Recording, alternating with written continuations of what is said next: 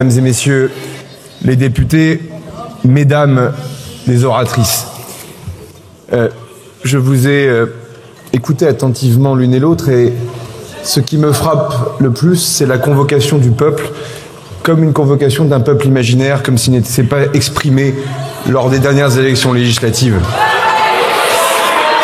Et d'ailleurs, on ne peut pas dire que ce gouvernement, Madame Le Pen, a peur du peuple, puisque dans quelques instants, soit l'Assemblée nationale l'aura censuré, soit l'Assemblée nationale l'aura confirmé. On ne peut pas dire que nous avons peur du peuple, Madame la Présidente Le Pen. Vous avez été candidate à l'élection présidentielle en 2017. Vous avez été battue. Vous avez été candidate à l'élection présidentielle en 2022. Vous avez été battue. Il y a eu des élections législatives anticipées que votre famille politique a demandé en réclamant la dissolution. Vous n'avez pas eu la majorité absolue. Et ce que je dis, Madame la Présidente,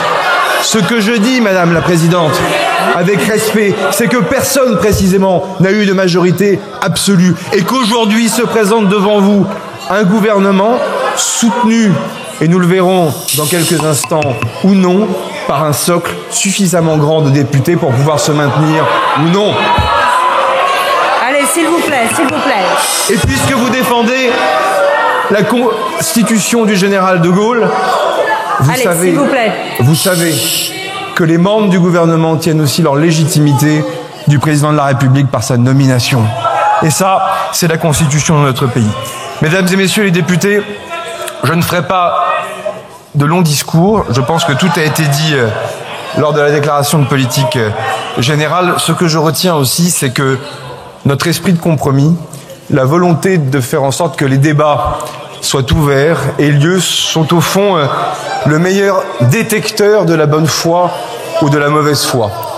Avec l'abandon du 49.3, avec le temps nécessaire pour mener l'ensemble des débats, s'exprimer ici ce matin à cette tribune en laissant croire à celles et ceux qui nous écoutent que la copie budgétaire telle qu'elle a été déposée est la copie budgétaire définitive, comme si les parlementaires n'avaient pas le loisir, le droit, la capacité de le modifier, de l'amender, de transformer ce texte. S'il vous plaît, mes chers collègues, est-ce que vous pourriez, s'il vous plaît, un petit peu respecter le Premier ministre qui est en train de s'exprimer et qui s'adresse à vous des deux côtés, s'il vous plaît. Un peu de silence. Des deux côtés. Ah, attendez, ça suffit. Allez, s'il vous plaît.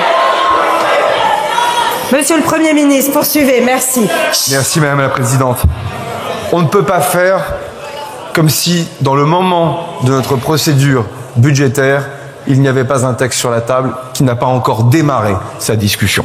Et de cela, vous ne pouvez pas mentir devant les Françaises et les Français en disant « Voici le projet de budget, voici ce que nous souhaitons censurer » alors que vous avez refusé et que vous êtes en train de refuser de le discuter et de le travailler. La réalité, mesdames et messieurs les députés, soit on rentre dans les débats, soit on rentre une bonne fois pour toutes dans la crise politique. Et de cela, vous devez l'assumer, parlementaires de la France insoumise avec les parlementaires du Rassemblement national, parce que c'est évidemment le moment de vérité.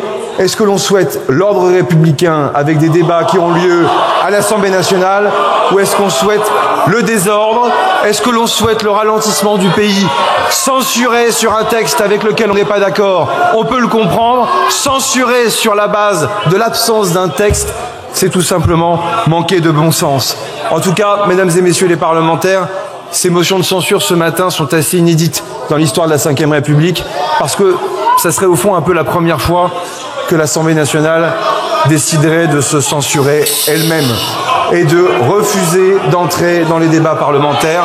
L'histoire, en tout cas, jugera très durement ces manœuvres politiciennes dans lesquelles on aura confondu au fond la tribune de l'Assemblée nationale avec une tribune publicitaire. L'élection présidentielle viendra. Vous aurez l'occasion de faire campagne. Pour l'instant, ne prenez pas en otage le budget de la nation et le budget de la sécurité sociale. Merci.